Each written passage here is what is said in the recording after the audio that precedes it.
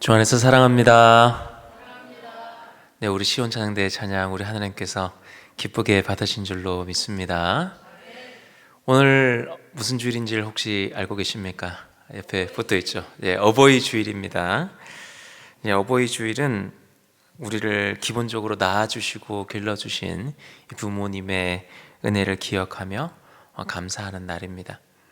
동시에 우리에게 참된 아버지가 되시는 하나님 아버지의 은혜를 더 깊이 기억하는 날이 어버이 주일입니다.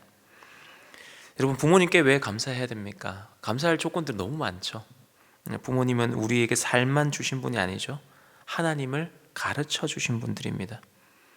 기도의 모습을 보여주셨고, 찬송하는 삶을 보여주셨고, 예배의 자리를 지킬 수 있도록 하셨습니다. 또 믿음의 길을 걸어가도록 붙들어 주신 분이 바로 부모님이십니다. 그래서 이제 어버이 주일은 단순히 부모님의 수고에 감사하며 기억하는 날이 아니라 믿음을 전해주고 이 믿음을 계속해서 붙잡고 나아갈 수 있도록 해주신 이 사랑을 기억하는 날입니다. 그리고 우리는 이 날을 지나가면서 한 가지를 더 생각해 볼 수 있어야 합니다. 지금 부모님으로부터, 물론 이제 본인이 1대일 수도 있습니다. 그렇지만 이 믿음이 우리 가정 안에서 잘 이어져 가고 있는가? 이 믿음이 자손으로 계속 잘 흘러가고 있는가? 부모로서 여러 가지 생각을 합니다. 어떤 게 부모로서 자녀들에게 참 좋은 부모의, 믿음의 부모의 역할을 하는 건가? 자녀들이 신앙생활 하기 좋은 환경을 물려줄 수 있어야 되겠다. 믿음의 길을 기쁨으로 걸어갈 수 있는 환경을 만들어줘야 되겠다. 이런 생각을 참 많이 하게 됩니다. 여러분, 신앙을 전수하고 계승한다는 것은 그냥 저절로 되는 게 아닙니다. 저도 목사의 자녀입니다. 목사의 자녀인데 저희 아버지도 목사님이었고 저도 목사지만 제 자녀를 위해서 사실 날마다 기도합니다. 그게 무슨 기도냐면 이 신앙이 끊어지지 않게 해달라고. 마음대로 되는 게 아니거든요. 믿음이라는 건 하나님이 주시는 선물이기 때문에 부모의 어떠한 만으로 되는 것만은 아닙니다. 신앙은 말씀과 기도 속에 이어져 가는 겁니다. 그런데 여러분, 우리 현실을 돌아보면 어떻습니까? 각 가정마다 상처들이 다 있습니다. 아픔이 있고 또 쉽게 풀리지 않는 문제들도 우리 각 가정 가운데 있을 수 있습니다. 같은 집에 살아도 마음이 멀어질 수가 있고 한 식탁에 둘러앉아 있어도 다 다른 방향을 바라보고 앉아 있을 수도 있습니다. 자, 그럴 때 우리가 어떻게 해야 하는가입니다. 오늘 본문은 바로 그 질문에 대한 답을 보여줍니다. 예수님께서는 그 흩어질 수밖에 없었던 그 공동체를 다시 기도와 말씀으로 세워가십니다. 그리고 오늘도 우리의 가정과 교회를 같은 은혜로 세워가십니다. 자, 말씀 속으로 들어가 보겠습니다. 12절 말씀입니다. 제자들이 감람원이라 하는 산으로부터 예루살렘에 돌아오니 이 산은 예루살렘에서 가까워 안식일에 가기 알맞은 길이라. 앞서 예수님께서는 예루살렘을 떠나지 말고 아버지께서 약속하신 것을 기다리라, 성령이 오시기를 기다리라고 제자들에게 말씀하셨습니다. 이제 제자들은 그 말씀을 듣고 감람산에서 예루살렘으로 돌아옵니다. 사실 이 제자들의 모습을 생각해 보면 이제 되게 많이 바뀐 모습입니다. 제자들이 예전에는 자기 생각, 자기 기대 이런 것들을 예수님의 말씀보다 더 앞세웠었습니다. 그래서 그들이 예수님보다 때로는 더 앞서가기도 했고 그래서 흔들리기도 했던 것이 제자들이었습니다. 근데 지금은 다릅니다. 자신들의 판단을 앞세우지 않습니다. 그리고 자신의 경험을 의지하지도 않습니다. 오직 말씀에 순종함으로 예루살렘으로 돌아옵니다. 자, 13절 말씀입니다. 들어가 그들이 유하는 다락방으로 올라가니 베드로, 요한, 야고보, 안드레와 빌립, 도마와 바돌로메, 마테와 및 알페오의 아들 야고보, 셀롯인 시몬, 야고보의 아들 유다가 다 거기 있어. 이제 예수님의 말씀에 순종함으로 예루살렘에 돌아와 성령을 기다리는 제자들의 이름들이 여기에 있습니다. 자, 여러분들 예수님의 12제자 이름 다 외우고 계시는 분은 아주 드물 거라고 생각을 합니다. 몇몇은 아주 잘 기억하실 텐데 12명을 다 기억하기는 힘들죠. 그런데 오늘 본문을 여러분 딱 읽어보시면은 예수님의 제자가 몇 명이었습니까? 12명인데 지금 말씀을 딱 읽어보면 몇 명인 줄 아십니까? 11명입니다. 왜 11명입니까? 그렇죠. 가룟 유다가 빠졌기 때문입니다. 마태복음을 살펴보면은 이 가룟 유다는 예수님을 판 이후에 스스로 목을 메어 죽었다고 기록이 되어 있습니다. 그리고 오늘 우리 본문에 읽었지만 이 부분에는 좀 우리가 읽기 좀 불편할 정도로 너무 누가의 성격인 것 같아요. 너무 디테일하게 어떻게 죽었는 것까지 설명이 되어 있습니다. 여러분, 제자 공동체가 어떤 공동체였습니까? 이 제자들은 부활하신 예수님을 만났고 부활하신 주님을 통해 하나님 나라에 대해 배웠고 땅끝까지 이르러 주의 증인되라는 이 위대한 사명을, 이 영광스러운 사명을 받은 자들이 이 제자들입니다. 그런데 이 제자 공동체가 완전 무결한 공동체는 또 아니었다는 거죠. 왜 그렇습니까? 가룟 유다 때문에 큰 상처를 입었고 그리고 그 제자 공동체 안에 빈자리가 생겼습니다. 흩어질 뻔했는데 그런데 그들은 이제는 흩어지지 않습니다. 지금은 제자들이 주님의 말씀을 붙들고 기다림의 자리로 나아갑니다. 그리고 그들이 기다림의 자리에서 무엇을 하느냐? 이제 14절 말씀입니다. 여러분 14절 말씀 한번 읽어보도록 하겠습니다. 시작. 여자들과 예수의 어머니 마리아와 예수의 아우들과 더불어 마음을 같이하여 오로지 기도에 힘쓰더라. 아멘. 여기서 마음을 같이 하였다라는 것은 이제 각자의 생각을 앞세우는 것이 아니라, 제자들이 어땠습니까? 각자의 생각과 경험들이 계속 앞서 있었습니다. 그런데 마음을 같이 하였다는 것은 이제는 하나님의 뜻을 향해 이 제자들의 마음이 이제 모여진 상태를 의미합니다. 자, 그들이 이제 무엇을 합니까? 오로지 기도에 힘쓰더라. 자, 여러분 한번 생각해 봅시다. 예수님께서 제자들에게 뭐라고 하셨습니까? 예루살렘으로 가서 성령이 오기를 기다려라고 말씀을 하셨지 오로지 기도에 힘쓰라고 말씀하지는 않으셨습니다. 그렇게 명령하지는 않으셨습니다. 그런데 제자들은 그 기다림 속에서 어디로 나아갑니까? 기도의 자리로 나아갑니다. 여러분, 성경이 말하는 이 기다림이라는 것은 아무것도 하지 않는 시간을 의미하는 게 아닙니다. 하나님의 뜻을 기다리는 사람은 하나님께 묻게 되어 있습니다. 하나님의 때를 기다리는 사람은 하나님 앞에 엎드리게 되어 있습니다.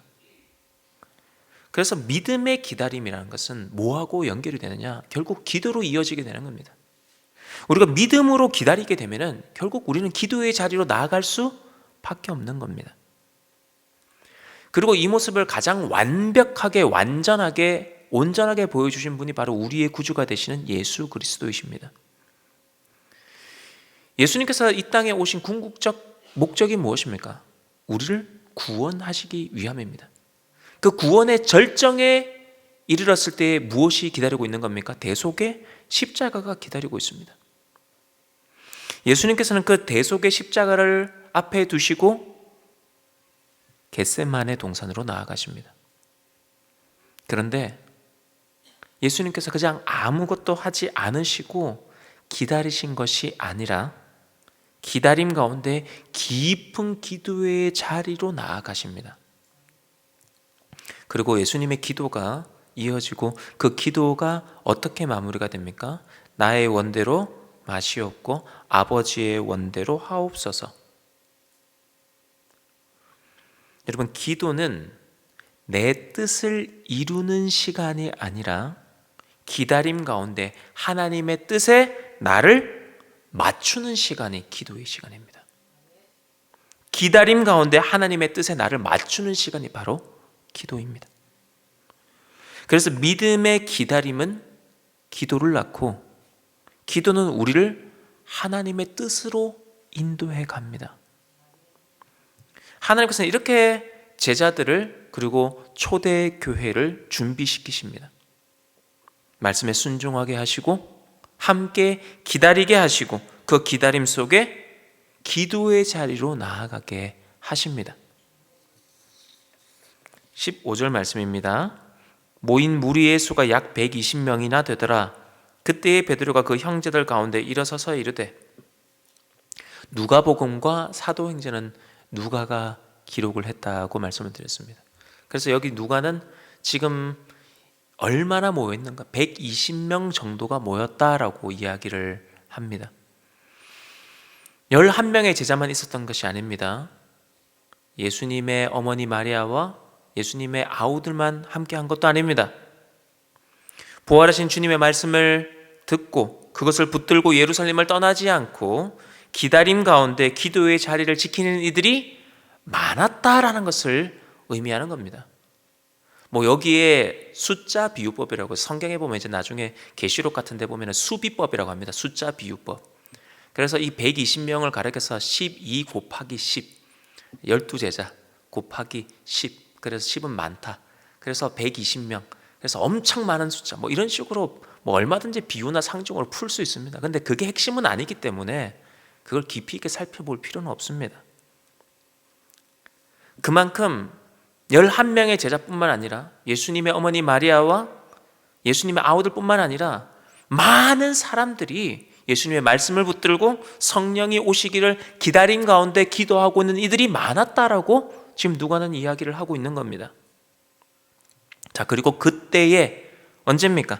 마음을 같이 하여 오로지 기도에 힘쓰고 있을 그때에 베드로가 그 형제들 가운데 일어서서 이야기를 합니다. 16절 말씀입니다. 같이 한번 읽어볼까요? 16절 말씀 시작. 형제들아, 성령이 다윗의 입을 통하여 예수 잡는 자들의 길잡이가 된 유다를 가리켜 미리 말씀하신 성경이 아멘. 여기서 예수 잡는 자들의 길잡이가 된 유다가 누굽니까? 가룟 유다죠. 여러분, 그렇다면 가룟 유다가 어떤 사람이었습니까? 우리가 알고 있는 내용을 조금만 정리해 보면은 가룟 유다는 예수님의 12제자 중에 한 사람이었습니다. 예수님과 동고동락했던 인물입니다. 그리고 그 공동체 안에서 가룟 유다가 담당했던 일이 무엇이었습니까? 그렇죠, 회계를 담당하고 있었습니다. 재정을 담당하고 있었습니다. 그런데 예수님의 제자 가운데 어떤 사람이 있었습니까? 세리가 있었거든요. 돈을 더 잘 다루고 재정을 더 잘 볼 수 있는 사람이 있었습니다. 그럼에도 가룟 유다가 재정을 맡고 있었던 것은 그만큼 공동체 안에서 신뢰를 받고 있는 인물이었다는 것이었습니다. 그런 유다가 지금 예수님을 팔았습니다. 그러니까 이 제자 공동체에 얼마나 큰 충격이 있었겠습니까? 그래서 제자들 사이에서는 이런 생각을 했을 수도 있습니다. 가룟 유다만 아니었다면, 우리가 왜 미리 막지 못했을까? 이런 후회와 원망이 제자들 사이에서도 있었을 수 있습니다. 하지만 오로지 기도에 힘쓰고 있던, 하나님의 뜻을 기다리며 기도하던 베드로는 이 모든 상황을 말씀으로 해석하기 시작합니다.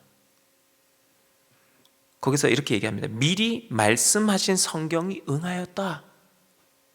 그리고 20절 말씀을 보시면은 베드로는 시편 말씀을 인용을 합니다. 그의 거처를 황폐하게 하시며 거기 거하는 자가 없게 하소서. 또 이야기를 합니다. 그의 직분을 타인이 취하게 하소서. 이 말씀은 시편 69편과 109편에 나오는 말씀입니다. 근데 이 말씀의 배경을 조금 살펴보면은 다윗이 악인의 박해, 그리고 가까운 이의 어떤 배신으로 인해서 탄식하는 장면이 지금 이 본문입니다. 그걸 지금 갖다 쓴 겁니다, 베드로가. 베드로가 왜 이 시편을 여기에서 갖다 썼느냐, 왜 이 말씀이 응하였다라고 말을 하고 있느냐. 베드로는 지금 유다의 배신과 이 죽음을 단순히 한 사람의 실패로 보지 않는 겁니다. 이 모든 일을 지금 성경의 빛 아래에서, 말씀 아래에서 해석을 하고 있는 겁니다. 여러분, 다윗이 어떤 인물입니까? 다윗은 오실 그리스도를 예표하는 인물입니다. 그러니까 구약의 다윗은 오실 예수님을 미리 보여주는 사람입니다. 예고편과 같은 사람입니다. 그래서 다윗의 고난은 오실 그리스도가 당하실 고난을 미리 비춰주는 것입니다. 그리고 다윗이 당한 배신은 그리스도께서 당하실 배신을 미리 보여주는 거죠. 베드로는 지금 그 말씀을 붙들고 성령께서 다윗의 입을 통해 미리 말씀하신 그 성경이 예수 그리스도의 고난과 유다의 배신 가운데 그 말씀이 이제 성취된 것이다 라고 선포하는 겁니다. 그래서 여러분, 이 말씀이 되게 중요한 말씀입니다. 미리 말씀하신 성경이 응하였다. 미리 말씀하신 성경이 응하였다. 이게 다르게 표현하면은 이 유다의 배신마저도 하나님의 섭리 아래에 있었다는 표현입니다. 이미 성경 안에 기록이 되어 있었고 하나님의 주권 하에 일어났다는 겁니다. 하나님의 계획 밖에서 일어난 일이 아니라는 겁니다. 여러분, 그렇다고 해서 이 가룟 유다의 죄와 책임이 사라지는 것은 아닙니다. 그러나 우린 기억해야 되는 거죠. 사람의 죄와 실패도 하나님의 주권을 넘어설 수 없다는 겁니다. 유다의 배신도 하나님의 구원 계획을 무너뜨리지 못했습니다. 여러분, 사람이 무너질 수 있습니다. 넘어질 수 있습니다. 그로 인해 공동체에 큰 상처가 나기도 하고 공동체 아주 중요한 자리에 빈자리가 생기게 된 경우도 있습니다. 그러나 여러분, 이것을 명확하게 아셔야 됩니다. 그렇다고 해서 주님의 몸된 교회가 절대 무너지는 것은 아닙니다. 왜냐하면 교회의 주인은 사람이 아니라 예수 그리스도이시기 때문입니다. 주님께서는 자기 교회를 스스로 세워가시는 겁니다. 그리고 우리는 여기서 가룟 유다와 제자들의 모습을 함께 보게 됩니다. 가룟 유다는 말씀보다 자기의 생각을 앞세웠습니다. 자기 계산이 앞섰고 자기 판단이 앞섰고 자기 유익이 말씀보다 더 앞서 있었습니다. 그런데 지금의 제자들은 다릅니다. 말씀보다 앞서가지 않습니다. 그들은 기다립니다. 기다림 가운데 기도의 자리로 나아가며 자기의 뜻과 경험을 밀어붙이지 않습니다. 그리고 그들은 이제 말씀으로 지금의 현실을 바라봅니다. 이게 믿음의 공동체의 모습입니다. 이것을 훈련하기 위하여 여러분들이 설교 말씀을 듣는 것이고 또한 순 모임을 통해서 말씀으로 삶을 계속해서 보는 훈련을 하는 겁니다. 20절 마지막 말씀 한번 다시 보도록 하겠습니다. 그의 직분을 타인이 취하게 하소서. 유다가 버린 자리를 결국 다른 사람이 채웁니다. 자, 이 말씀은 우리에게 중요한 사실을 하나 보여주는 장면입니다. 하나님께서는 한 사람의 실패 때문에 상처 있고 비어버린 그 공간 그냥 두시지 않는다는 겁니다. 비어 있으면은 하나님께서 채우십니다. 주님의 교회는 주님께서 세워 가시는 겁니다. 그래서 우리가 착각을 하면 안 됩니다. 내가 없으면 안 돼. 저 사람 없으면 안 돼. 그러나 그렇지 않습니다. 하나님께서 우리에게 직분과 사명을 맡겨주시는 이유는요, 다름이 아닙니다. 우리가 교회를 지탱하기 때문이 아닙니다. 그리스도의 몸된 교회를 세워가는 그 영광스러움에 우리가 동참할 수 있도록 베푸시는 은혜입니다. 그래서 우리는 맡겨진 이 직분, 맡겨진 사명, 여기에 감사함으로, 영광스러움으로 섬길 수 있어야 됩니다. 여러분, 섬기는 것이 부담이 될 수도 있죠. 그러나 그것보다 큰 영광과 은혜가 있다는 사실을 깨달아야 합니다. 여러분, 우리가 사역을 감당하고 사명을 감당하고 직분을 감당하다 보면은 힘들 때가 있습니다. 그러면 여러분 어떻게 기도해야 됩니까? 여러분, 이렇게 기도해야 됩니다. 하나님, 감당할 능력을 주옵소서. 하나님이 세워주셨잖아요. 그 영광스러운 직분과 사명을 주신 거 아닙니까? 그러면 못하겠습니다가 아니에요. 하나님, 감당할 능력을 주옵소서. 여러분, 우리는요, 내가 아니면 안 된다라는 이런 교만도, 그리고 뭐 내가 아니어도 되네 그러면 이런 식의 무책임함도 내려놓아야 합니다. 비어 있으면요, 하나님이 채우십니다. 상처요, 하나님이 회복시켜 버리십니다. 사랑하는 성도 여러분, 이 유다의 이 실패는 공동체 안에, 제자 공동체 안에 큰 상처가 되었고 아픔이 되었습니다. 그런데 그 실패가 하나님의 일하심을 멈추게 만들지는 못했습니다. 제자들은 어떻게 했습니까? 기다렸습니다. 그러나 그 기다림이 멈춤은 아니었습니다. 기다림은 기도가 되었고, 그 기도는 그들을 하나님의 뜻으로, 말씀으로 이끌었습니다. 그리고 그 말씀은 그들이 겪고 있는 이 현실을 하나님의 계획 안에서, 하나님의 뜻 안에서 다시금 바라보게 했습니다. 우리 교회도 마찬가지고 우리의 가정도 마찬가지입니다. 여러분, 이 세상에 완전한 교회 없습니다. 이 세상에 완전한 가정도 없습니다. 다 상처가 있고요, 아픔도 있고 후회도 있습니다. 문제 없는 가정 없습니다.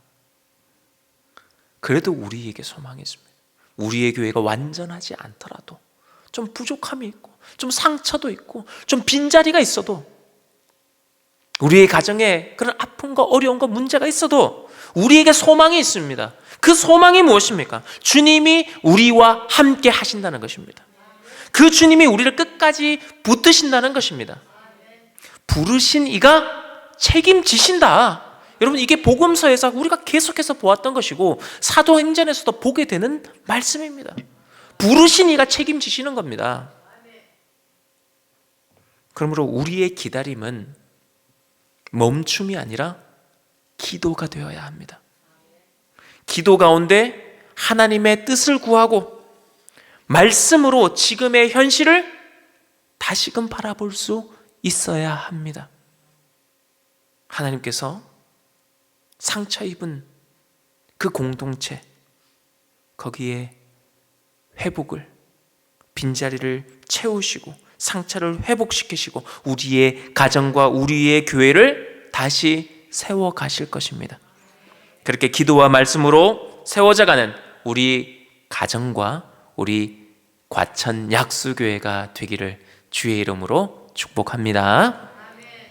우리 말씀 생각하시면서 합심하여 기도하기를 원합니다. 하나님, 우리의 기다림이 멈춤이 아니라 기도가 되게 하여 주시고 이 기도를 통하여서 하나님의 뜻을 알고 말씀을 붙들고 현실을 다시금 볼 수 있는 저희들 되게 하여 주시옵소서. 맡겨주신 직분과 사명을 영광으로 여기며 감사함으로 충성되이 감당하는 저희들 되게 하시고 이 믿음이 우리의 다음 세대에 온전히 전수되게 하여 주옵소서. 우리 함께 기도하시겠습니다. 사랑이 많으신 하나님 아버지, 우리에게 말씀 주시고 또 깨달음 주시니 감사합니다. 하나님, 기다림은 단순히 멈춰 있는 것이 아니었습니다. 하나님, 기다림 가운데 우리가 기도로 나아가게 해주시고 기도를 통해 하나님의 뜻을 발견하게 해주시고 말씀을 붙들게 해주시고 이 말씀을 통해 우리에게 닥쳐있는 이 현실을 볼 수 있는 저희들 되게 하여 주시옵소서. 하나님, 우리에게 맡겨주신 사명과 직분을 은혜로 여기게 하시고 영광스럽게 여기게 해주시고 감사함으로 충성되이 잘 감당할 수 있는 저희들 되게 하여 주시옵소서. 감당할 능력 주여 허락하여 주시옵소서. 하나님, 우리의 각 가정에도 다 문제가 있습니다. 아픔도 슬픔도 후회도 문제도 다 있습니다. 완벽한 가정은 없습니다. 완벽한 교회도 없습니다. 그러나 하나님 안에서, 말씀 안에서, 기도 안에서 회복되고 치유되고 채워짐으로 온전하게 세워져서 주의 영광을 드러내는 가정과 귀한 교회 되게 하여 주시옵소서. 사랑이 많으신 우리 주 예수 그리스도 이름으로 기도하옵나이다. 아멘.